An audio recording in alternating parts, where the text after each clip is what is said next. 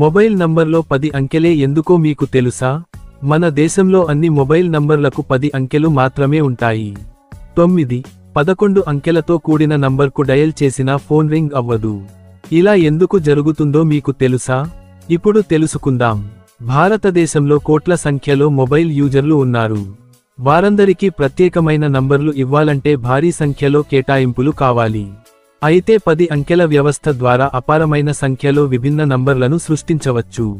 ఇప్పుడు 0 నుంచి 9 అంకెలలో ఒక డిజిట్ మాత్రమే ఫోన్ నంబర్ ఉంటే కేవలం 10 నంబర్లను మాత్రమే తయారు చేయవచ్చు. దీంతో 10 మందికే నంబర్లు కేటాయించాల్సి వస్తుంది. అదే 2 అంకెలతో ఫోన్ నంబర్ ఉంటే కేవలం 100 రకాల నంబర్లు రూపొందుతాయి. అందుకే మన దేశ యూజర్ల కోసం ఫోన్ నంబర్లో ఎక్కువ అంకెలు ఉంచారు. ఇండియా జనాభా దాదాపు 140 కోట్ల వరకు ఉంది. ఫోన్ నంబర్ 10 అంకెలతో ఉంటే గణాంకాల ప్రకారం 1000 కోట్ల విభిన్న సంఖ్యలను రూపొందించవచ్చు. అంతకన్నా తక్కువ అంకెలతో ఫోన్ నంబర్ పెడితే భవిష్యత్తులో ప్రజలందరికీ ఫోన్ నంబర్లు కేటాయించటం కష్టమవుతుంది. అందుకే 2003లో telecom regulatory authority of India TRAI phone నంబర్ను 9 అంకెల నుంచి 10 అంకెలకు పెంచింది.